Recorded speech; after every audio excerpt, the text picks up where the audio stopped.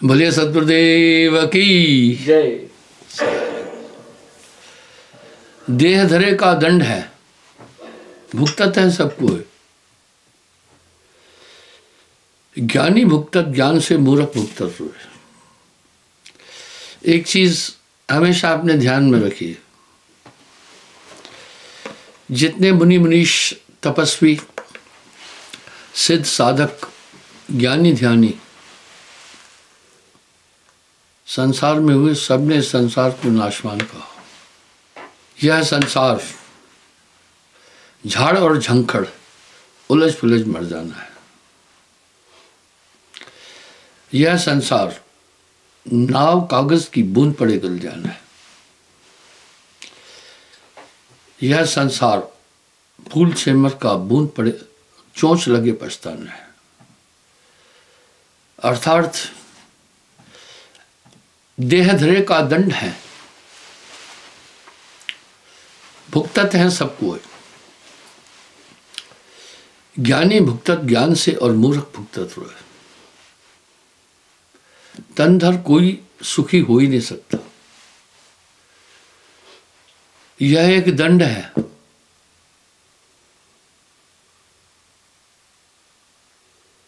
यह एक दंड है। कोई भी एक महात्मा, कोई भी एक महापुरुष, कोई भी बुद्धिजीवी इस संसार को आनंद का गाढ़ नहीं बोले हैं। सब ने इस संसार को दुखों का घर बोला। पूरा साजो सामान ऐसे है। जेल की बनावट ऐसी है, वहां आदमी को दुख देने के लिए रखा गया है, मौज मस्ती के लिए नहीं। अपराध करने वाले को कैद हुई जेल में अगर कोई कहे कि मैं सुखी हूं तो वो बेवकूफ है। तंधर सुखिया कोई न देखा, जो देखा वो दुखिया। वाटे वाट हर कोई दुखिया, क्या तपसी क्या वैरागी।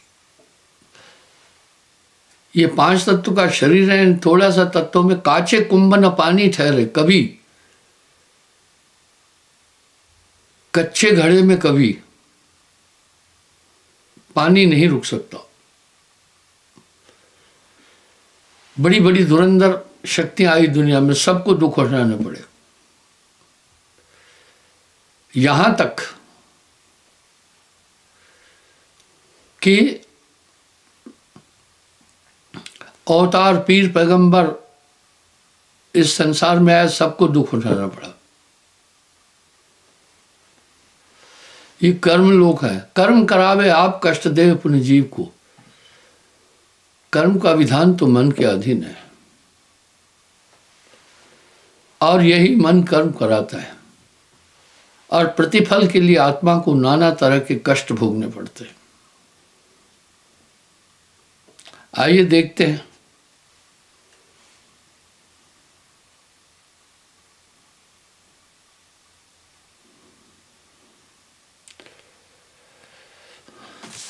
जो कुछ कर्म जगत में करी, कर कर कर्म बहुत बहुत करी। साहब ने कर्म के क्षेत्र पर तो एक शब्द बोलकर विराम लगा दिया। पाप पुण्य यह दोनों बेड़ी, यानी दोनों ही कर्म बंधन कारक हैं, शुभ और अशुभ। हमें यह देखना होगा ये कर्म का क्षेत्र किसके अधीन है। जैसी आत्मा की व्याख्या आई है उसके अनुसार तो कर्म से आत्मा नितांत परे है। कर्म से आत्मा का कोई संबंध नहीं है। थोड़ा सा हम चिंतन करके देखते हैं, मनुष्य कर्म का विधान, कर्म की प्रक्रिया किससे है। अब यहां साहब क्या कह रहे हैं, कर्म फांस में जगत फंदाना, एक फांसी है ये। शायद जो पहली बार मेरी ये बात सुनेगा कहेगा क्या पागलपंती है।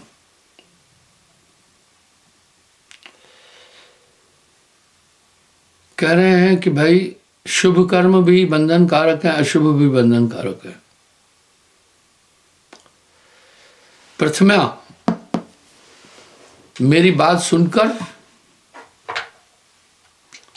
इंसान निसंदेह सोचेगा ये क्या कह रहे हैं। दोनों तरह के कर्म बंधन कारक है। पहले हम देखते हैं कर्म का प्रावधान क्या है। कर्म की प्रक्रिया किससे प्रारंभ हो रही है। क्या हमारी आत्मा का कर्म से कोई परोक्ष अपरोक्ष रूप से संबंध है? बिल्कुल नहीं। जब हम कर्म के क्षेत्र पर चिंतन करते हैं तो कर्म की क्रिया 5 कर्मेंद्रियों से होती है, 5 ज्ञानेंद्रियों से होती है और अंतःकरण की 4 सूक्ष्म इंद्रियों द्वारा होती है। ये ही प्रावधान है कर्म का। जितने भी मनुष्य कर्म कर रहा है वो सिर्फ इन्हीं 14 इंद्रियों से, 5 कर्मेंद्रियां, 5 ज्ञानेंद्रियां, 4 अंतःकरण की इंद्रियां। आप इस तथ्य को बारीकी से समझिएगा। इसमें आत्मा की सहभागिता कहीं भी नहीं है।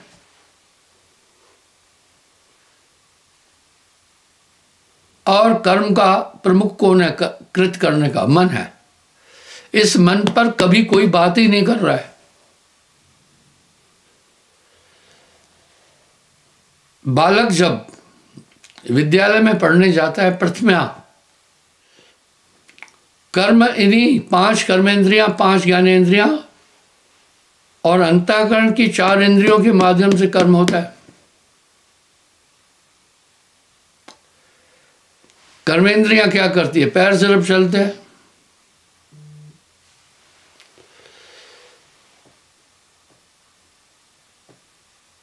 और दूसरी कर्मेंद्रिया है गुदा क्षेत्र, वो मल उत्सर्जन करती है, बस उसका यही काम है। तीसरा शिशिन इंद्री, ये भी क्रिया करती है, मूत्र उत्सर्जन करती है और सृष्टि करती है। बनाया ही शरीर को ऐसा है। ये तन विष की बेलरी, गुरु अमृत की खान, शीश दिए जो गुर मिले तो भी सस्ता जान। हाथ क्रियाएं करते हैं। हाथ क्या काम करता है? भौतिक चीजों का ही काम करेगा, बाकी हाथ कोई आंतरिक दुनिया में जाने में सहयोगी नहीं है। मुंह सिर्फ वो चबाएगा। आहार भक्षण की प्रक्रिया करता है।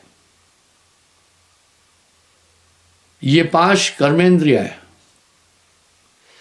अब 5 ज्ञानेंद्रिया, आंख ये देखती है, क्या देखती है? भौतिक पदार्थ।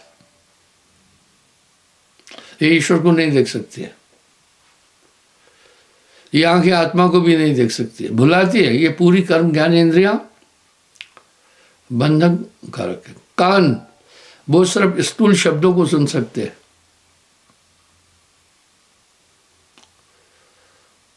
नासिका सिर्फ भौतिक पदार्थों की गंध ले सकती है। मुख सिर्फ खाने की प्रक्रिया करता है, चबाने की प्रक्रिया करता है, बाकी कोई नहीं। नासिका गंध लेती है। ये सब भौतिक शरीर है। त्वचा शीतोष्ण का बोध दिलाती है। साहब ने हजारों जगह इस बात की पुष्टि की है, ये पिंजड़ा नहीं तेरा। हंसा ये पिंजड़ा नहीं तेरा। इस प्रकार से ये जितने भी संसाधन शरीर के हैं, आत्मा को बांधने वाले कर्म क्षेत्र का प्रमुख कौन है? कर्म क्षेत्र का प्रमुख मन है। ये हमारा शरीर, इसका संचालन मन करता है, लेकिन ऊर्जा आत्मा की है। जैसे बंधुआ मजदूर को आदमी रखता है, उसको छोड़ता नहीं है, इस तरह आत्मदेव ऊर्जा देता है शरीर को, और आत्मा इसके साथ रहते रहते आत्मा ने अपने को शरीर मान लिया।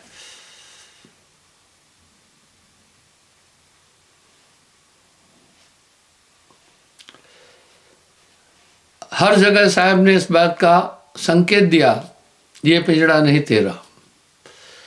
इसलिए इस शरीर की किसी भी क्रिया से अगर आप मोक्ष की आकांक्षा करते हैं तो गुड़िया और गुड़वा का खेल समझना।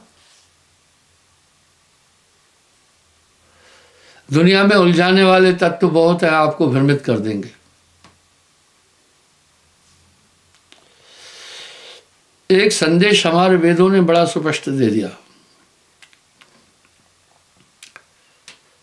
आत्मा में ही परमात्मा है। और आत्मा की व्याख्या रामायण में भी बड़े सुंदर तरीके से गोस्वामी जी ने स्पष्ट की है, अविनाशी आत्मा। लेकिन हम जिस शरीर के लिए हमेशा चिंतित हैं, इसके सुख के लिए, वो मृत्यु के बाद एक मिट्टी का ढेला बन जाता है और ये शरीर किसी भी काम का नहीं होता है। और कोई अगर सोचे शरीर धारण करके सुख को प्राप्त करे, नहीं हो सकता, ये नहीं हो पाएगा। इसलिए शरीर का पूरा साजो सामान एक जेल खाने की तरह है। जेल की बनावट ऐसी है कि कैदी बाहर निकल नहीं सके।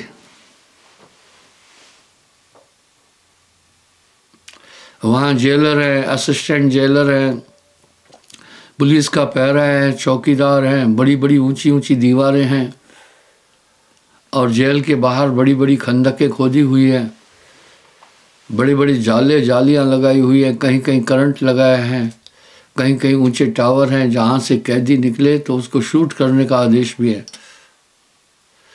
इस तरह इस पिंजड़े में आत्मा बुरी तरह से कैद है। ये आत्मा इस पिंजरे में बुरी तरह से कैद है। बहुबंधन ते बांधिया, एक बंधन नहीं। एक बेचारा जीव बेचारा क्या करे, जो न छुड़ावे पियो। इसलिए जैसे इंसान अमल करता है, काफी लोग नशा करते हैं, अब वो नशा सुख के लिए कर रहे हैं। कुछ लोग कह रहे हैं हम शराब पी रहे हैं गम भुलाने के लिए। मैं बोला तुम ठीक कह रहे हो, सिर्फ एक शब्द बदल दो, बड़ा भा की जगह छोटा भा लगा दो, बुलाने के लिए बोलो। अर्थ दोनों का ये है भूल जाना, ये है बुला लेना। तो मैं कहता हूं तुम ये कहो शराब पीता हूं गम बुलाने के लिए। क्यों बुलाने के लिए? तुम्हारे वाइटल ऑर्गन इसमें इन्वॉल्व हो जाएंगे, दिमाग खराब हो जाएगा, फेफड़े खराब हो जाएंगे, लीवर और इम्यून सिस्टम सब खराब हो जाएंगे।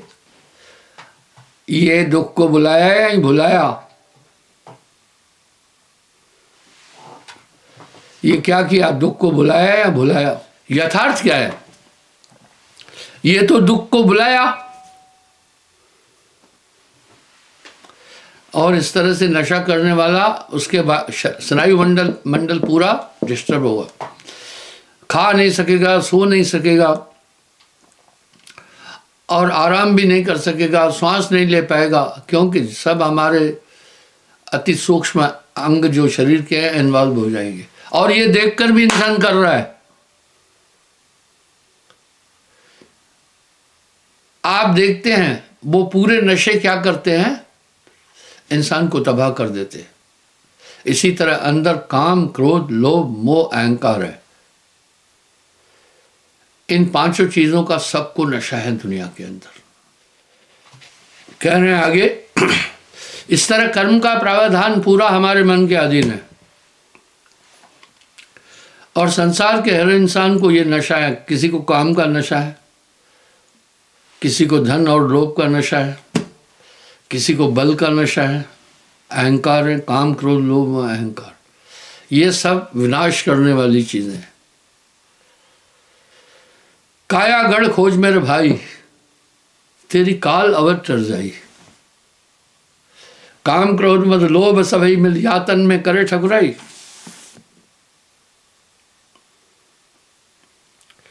इस तरह हमारी आत्मा का कर्म क्षेत्र से कोई संबंध नहीं है।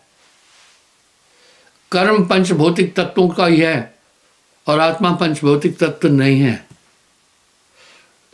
एक सरल सी चीज साहब बोल रहे। लेकिन जब कृत करना है तो फिर निष्काम भाव से शुभ ही कर्म करना है, पर उसकी इच्छा न करना है, उसकी इच्छा न करें।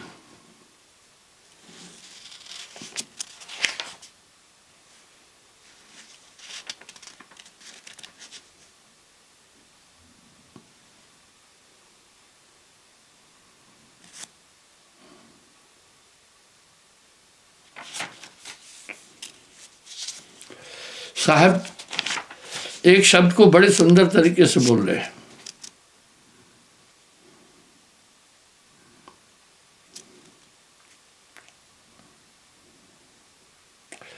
कर्म रेख से ही पूरा कार्य है।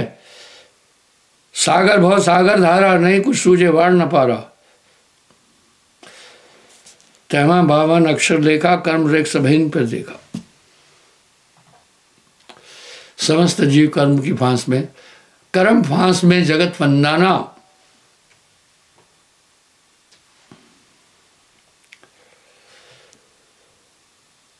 जब एक असुर शिवजी का वध करना चाहता था तो पार्वती जी ने उनसे एक अच्छा प्रश्न पूछा, चलो भाई जो ये काम कर रहे हैं अगर तुम कर सकते हो तो तुम ही इस वध को ले लो। उस राक्षस ने विचार करके कहा, नहीं ये तो नहीं कर पाऊंगा मैं।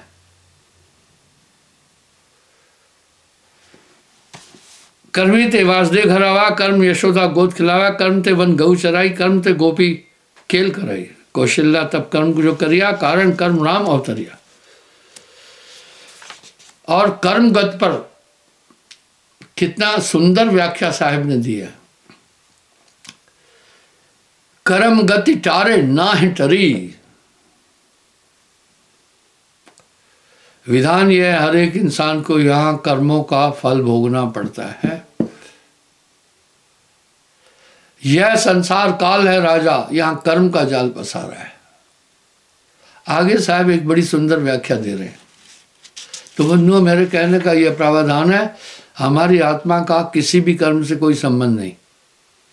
इसके बावजूद भी आदमी क्यों नहीं सोच रहा है, जो जो कर्म कर रहा है, कोई पाप कर रहा है, कोई पुण्य कर रहा है। साहब ने तो कर्म क्षेत्र पर विराम लगाते हुए कहा, पाप पुण्य यह दोनों बेड़ी, एक लोहा एक कंचन किरी।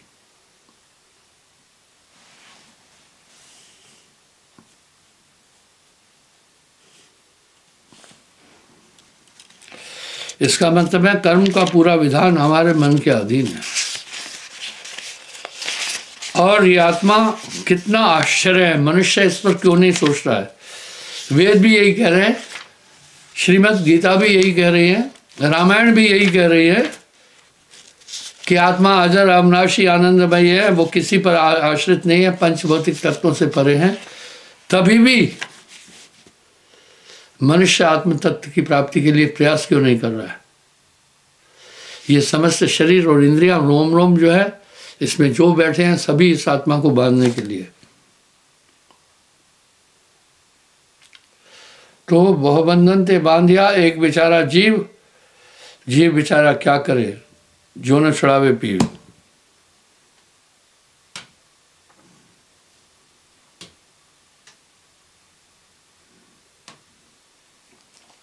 शब्द भेद निशब्द बताऊं, कर्म निष्कर्म हंस मुक्तम।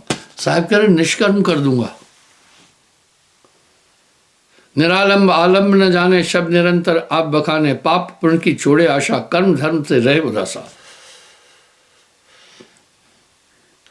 मेरा एक एपिसोड कई लाख लोग देखे, मेरी अध्यात्म यात्रा, जिसमें मैंने, इनमें से जो देखे हैं एपिसोड वो हाथ खड़ा करें। उसमें मैंने पूरी व्याख्या दी है, वो व्याख्या गलत नहीं है। अब यहां साहब उसकी पुष्टि कर रहे हैं। पाप पुण्य से रहे उदासा, पाप पुण्य की छोड़े आशा, कर्म धर्म से रहे उदासा। देखिए, मोह सकल व्याधिन को मूला, तासे उपजत बहुविध सूला। समस्त व्याधाओं का मूल ही मोह है।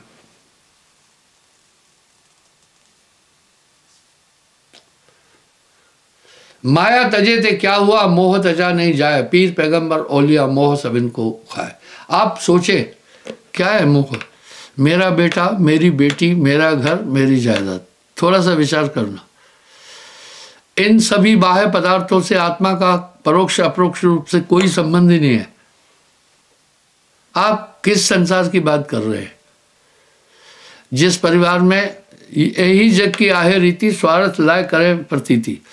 जब तक आप परिवार के बहुत काम के हैं ना, सब रो रो करके आपके मरने के बाद धमाल मचा देंगे, लेकिन आप अगर उनके हितकर नहीं है, अक्षम है आप, तो वो प्रभु को प्रार्थना करते हैं इसको जल्दी उठा लो। ये जग है स्वार्थ का मीत, कोई नहीं है अपना हित।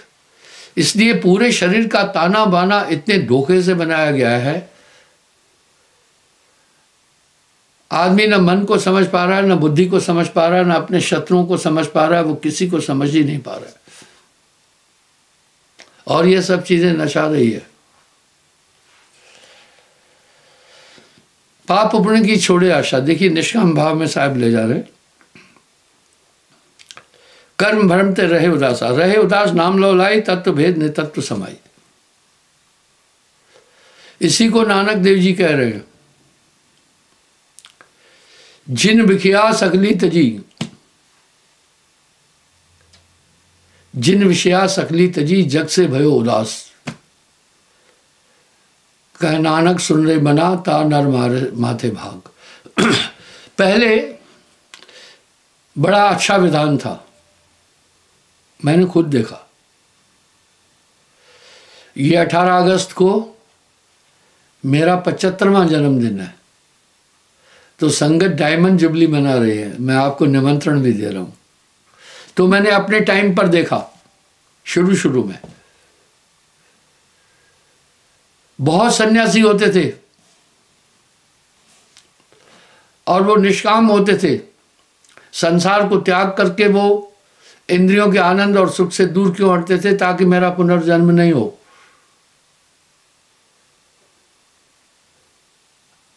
जहां आशा तय बासा होई, बाको टार सके ना कोई। अभी वो पूरी बातें ही खत्म हो गई है। हमारा युवा वर्ग बिल्कुल भटक गया भक्ति क्षेत्र से। मैं अक्सर एक बात कहता हूं कि भाई, पहले 5 सूल और 5 योद्धा थे आत्मा को बांधने के लिए, काम, क्रोध, लोभ, मोह, अहंकार। अभी एक छठा भी आ गया है, स्मार्टफोन।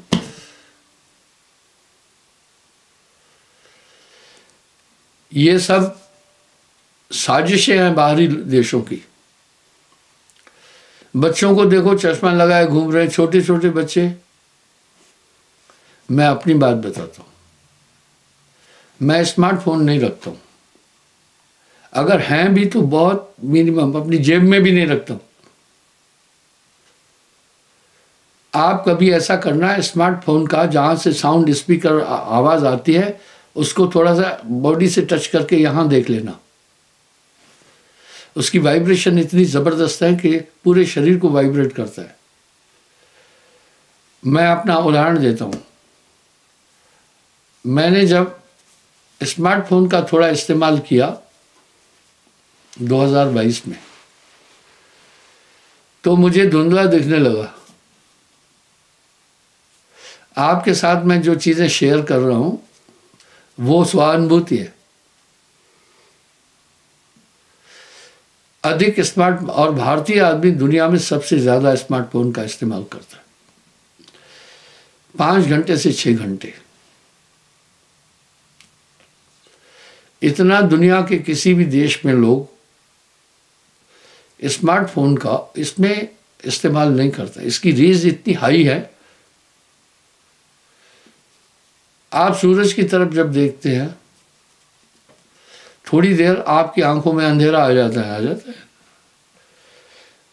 इसी प्रकार से जब आप स्मार्टफोन देखते रहेंगे, धीरे धीरे क्या नुकसान करेगा वो सुनना। मैं वापस इसी पॉइंट पर रहूँगा।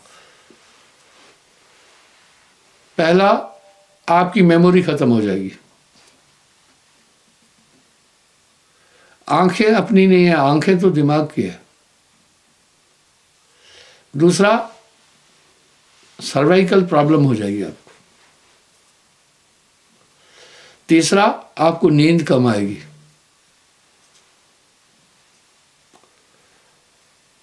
चौथा, आपको कमर में दर्द होना शुरू होगा।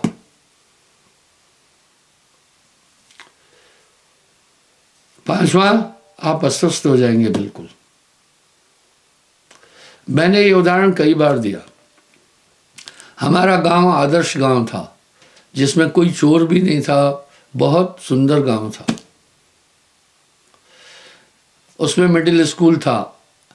प्राइमरी स्कूल पास करके दूसरे गांव से लोग हमारे गांव में आते थे। अगल बगल के 7-8 गांव थे, वहाँ से बच्चे प्राइमरी पास करके हमारे यहाँ मिडिल स्कूल में आते थे। मिडिल स्कूल में करीब 600-700 बच्चे थे, एक को भी चश्मा नहीं था। बैठिए, अगर आप देखेंगे तो काफ़ी प्रतिशत में नन्हे मुन्ने बच्चे चश्मा लगाते हैं। मैं क्षमा चाहता हूँ, ईमानदारी से हाथ खड़ा करना जिनके छोटे बच्चे चश्मा लगाते हैं, कॉलेज में या स्कूल में जो पढ़ रहे हैं। एक सरस्वती बहन जी, एक बहन जी, वो भी हाथ खड़ा किया। ईमानदारी से हाथ खड़ा करो ना, कोई जुर्माना थोड़ी करने वाला हूँ मैं। जिनके बच्चे चश्मा लगाते हैं, पढ़ रहे हैं, पहली जमात से लेकर के वो चाहे PhD कर रहे हैं, जो बच्चे विद्या अध्ययन कर रहे हैं, जिनके बच्चे चश्मा लगाते हैं, कृपा करके हाथ सीधा खड़ा करो।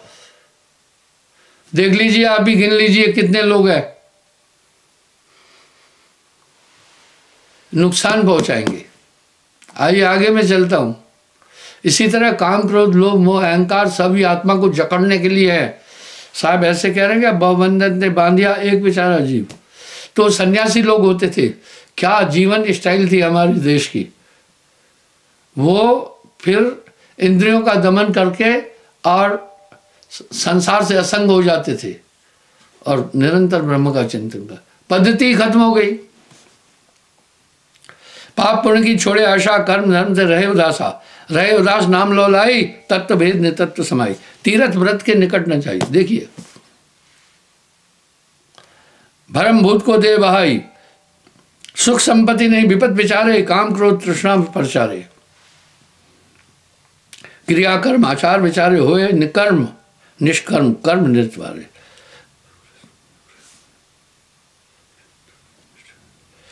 और अभ्यंतर में मेटे माया। ये सब माया है। बस यूं है, जान जान नर करे डिठाई, बूढ़ा जाए था न पाई।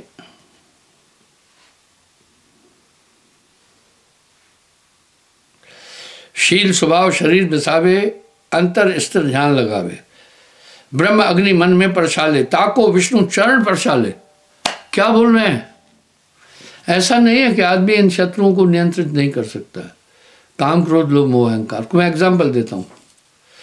अपनी माँ बहन बेटी भी नारी हैं, लेकिन उस तरफ जब हमारी दृष्टि उठे तो एकदम हम उसको रोकते हैं कि ये माँ है ये बहन है। नहीं, रोक दिया ना।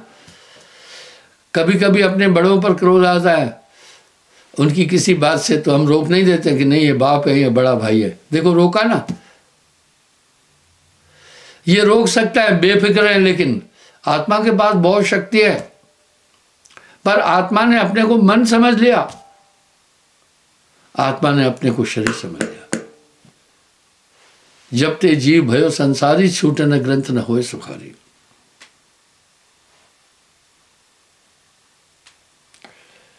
सहज योग सो योगी करे, कर्म योग कभू ना पड़ेगी।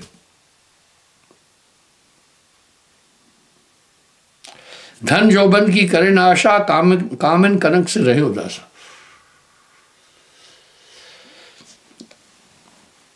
आप ध्यान देना, जिसके पास मोह है उसके पास सभी चीजें होगी। माया तजे ते क्या हुआ, मोह तजा नहीं जाए, मान तजा नहीं जाए, पीर पैगंबर ओलिया, मान सब इनको खाए। ये सगे भाई हैं, साथ रहते हैं। जो लालची है उसमें काम पक्का होगा।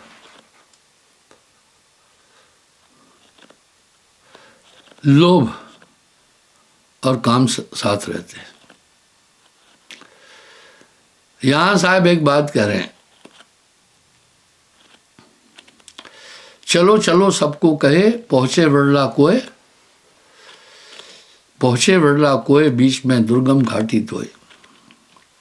कनक कामनी बीच में दुर्गम घाटी तोय। कामनी नारी, कनक सोना। इसलिए ये पांचों मिल, काम क्रोध मद लोभ सब मिल, या तन में करे ठकुराई। ये सब पंगु है, मन पंगु है। बाण का की पेनिट्रेशन, घुसाव धनुष्य के बिना नहीं होता है।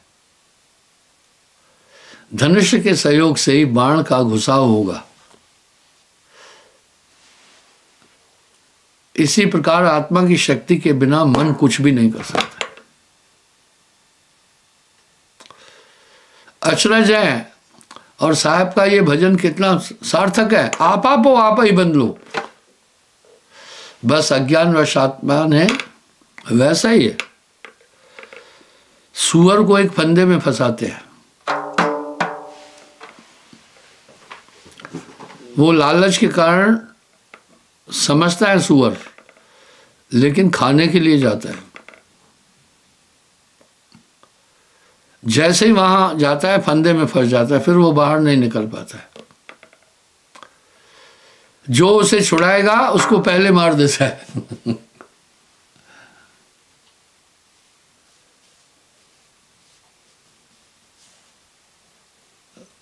फंदे में फंसा हुआ सुअर है, उसको जो छुड़ाने की कोशिश करता है पहले उसी को मार देता है। इसी तरह इस दुनिया में जो महापुरुष आए आपको छुड़ाने की कोशिश करने, पहले ही दुनिया उनके पीछे लग जाती है। दुनिया उसके पीछे लग जाती है। मछली को ठीक से पता है कि जिसने कांटा डाला है या जाल डाली है, इसमें जाने से फंस जाऊंगी, लेकिन जिह्वा स्वाद के कारण उधर जाती है। ये इंद्रियां भी बहुत धमाल मचा रही हैं भाइयों।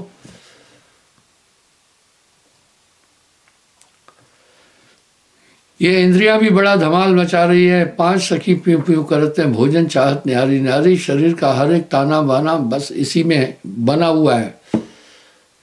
ये तन विष की बेलरी, गुरु अमृत की खान, शेष दिए जो गुर मिले तो भी सस्ता जान।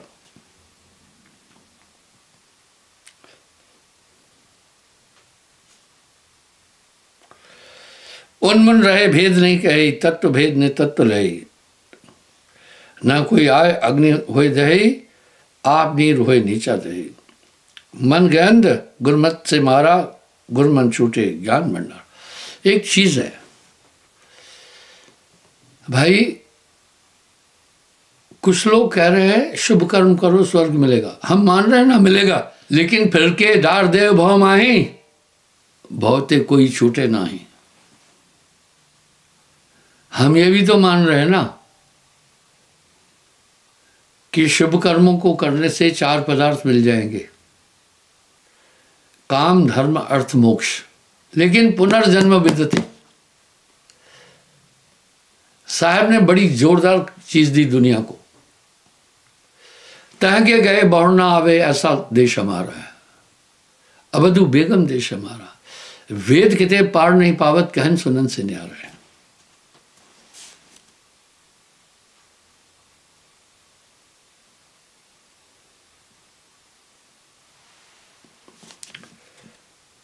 आसन साधे आप में, आपा डारे खोए।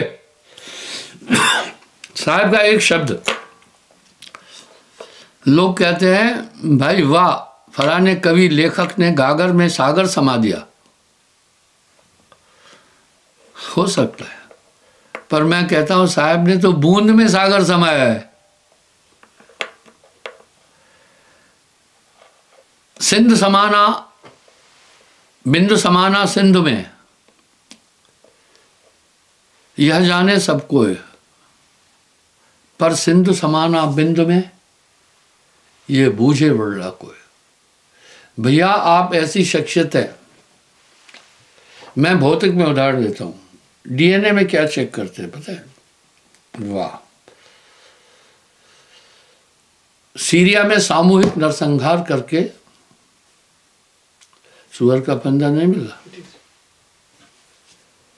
लोगों को दफना दिया था। उन बेचारों को पता ही नहीं चला, भारत के लोगों को, कि हमारा जो आदमी या बेटा या पति सीरिया में काम कर रहा था वो जिंदा है या मर गया है। बाद में यहां से सरकार ने पहल करके, इसमें विशेष भूमिका थी सुषमा स्वराज की, वहां से कब्र खोद करके, वो खड्डा खोद करके सबकी अस्थियां लाए। वो सब भारतीय थे।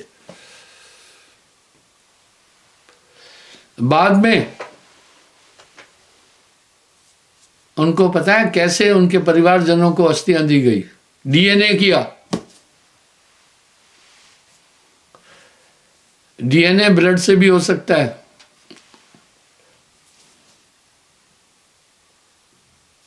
साथ में सुअर भी है ना, इस फंदे के साथ सुअर भी है,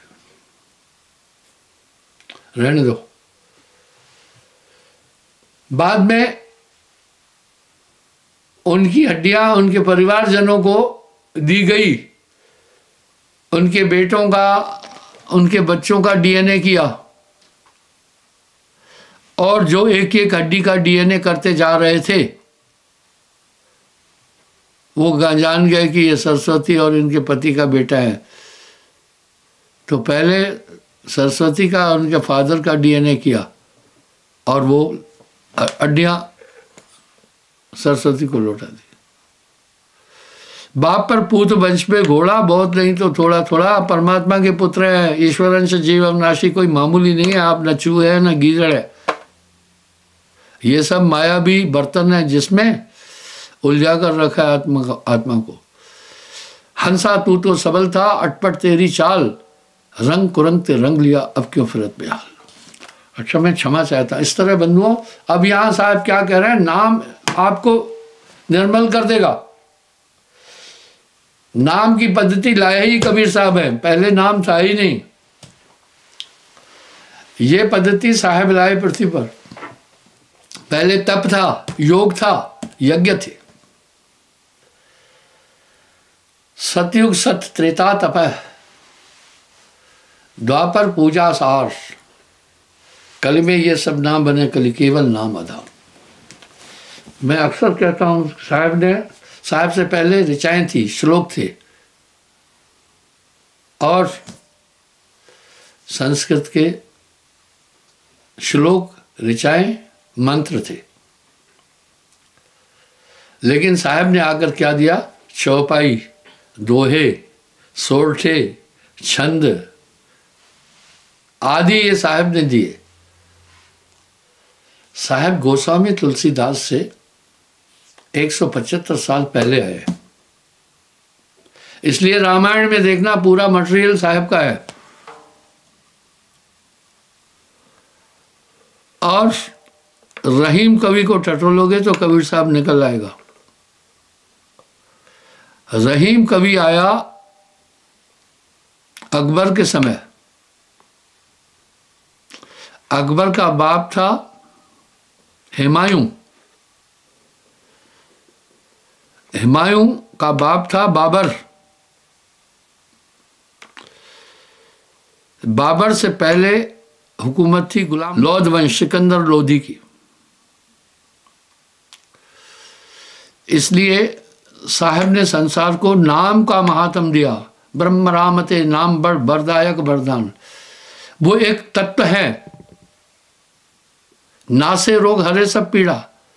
वो नाम की ताकत से ये जितने अंदर के दुश्मन है कमजोर हो जाएंगे। आप जैसे जैसे सुमरण करेंगे वो आपके अंदर शक्तियां उत्पन्न हुई। मैं खाली डब्बा नहीं पीट रहा हूं। मैं एक बात अक्सर कह रहा हूं कि मैं आदमी को बदलता हूं। ये मेरा अहंकार नहीं, यथार्थ उक्ति है, घमंड से नहीं कह रहा हूं। और किसी को बदलना बहुत मुश्किल काम है। अपने दिल से जानिए मेरे दिल की बात। वो नाम के प्रताप ते भय आन के आन। जिनको ये लग रहा है नामदान के बाद हम बदल गए हैं, वो हाथ खड़ा करना। ये मेरी गवाही नहीं है।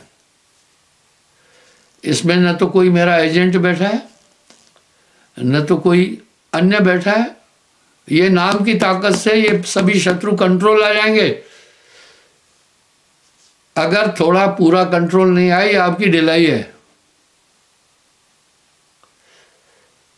जहां नाम तह काम नहीं, जहां काम नहीं नाम। कहे कबीर कैसे रहे रब रजनी ठाम। ये पांचों शरीर में है, पर वो धमाल नहीं मचा पा रहे हैं जो पहले मचा रहे थे। आप बलात्कार नहीं कर सकते, अब आप चोरी नहीं कर सकते। चोरी करोगे तो पछताते रहोगे। मैं आपको उदाहरण देता हूं। कुछ लोगों ने मेरे साथ ठगियां की कि लालच में आए। उनको मैं आजमाया। जितनी जितनी ठगियां की उसका 10 गुना ज्यादा देकर उनका तब जान छूटी है। मैंने उनसे मांगा नहीं, खुद ही दिया। और ऐसे वारदात, ऐसे किस्से मेरे साथ बहुत हुए, मैंने देखा। मुझे विश्वास करना आता है। तो अपने दिल से जानिए मेरे दिल की बात। काग पलट हंसा कर दीना, ऐसा नाम सदगुरु में दीना। अगर थोड़ी कसर है तो यह आपकी कमजोरी है। नाम के प्रताप से भय आन के आन। इसलिए ये रिपु जो काया के अंदर बैठकर धमाल मचा रहे, इनकी शक्ति कम हो जाएगी। पहले इन आंखों ने सुंदर स्त्री देखी, फौरन मन मचलता था आप गलत की ओर चल। अब आंखें तो अपना काम करेगी, वो आकर्षित होगी। अंदर से नाम की ताकत बैठी कहेगी नहीं, ये नहीं करना है।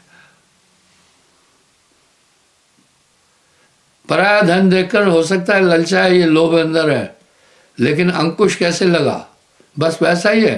पहले आपका मन उदंड घोड़े की तरह था जो जहां पे भग जाए, लेकिन लगाम लगने के बाद घोड़ा वही है, अब आपके अधीन आई।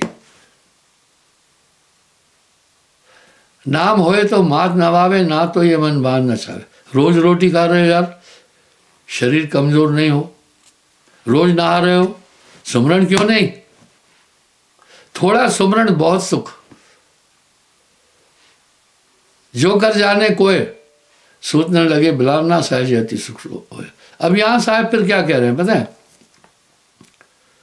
सत्य नाम निज औषधि, सदगुरु दही बताए, औषध ले रूपत रहे ताकि वेदन जाए। दवाई दी सुंदर लेकिन पथ्य सेवन करो, भय रखना कि इस बार मैं चूक गया तो अनंत जन्म, अनेकों जन्म चाम चिघड़ कीड़े मकोड़े में लेने पड़ेंगे। वो कितना कष्टदायी है। इन इंद्रियों के फेर में नहीं पड़ना, ये सब आपको बांधने के लिए है। साहब ऐसे वाणी में नहीं कहे, ये तन विष की बेलरी गुरु अमृत की खान, शीश दिए जो गुर मिले तो भी सस्ता जा। समय काफी हो गया। अच्छा साहेब बंदगी।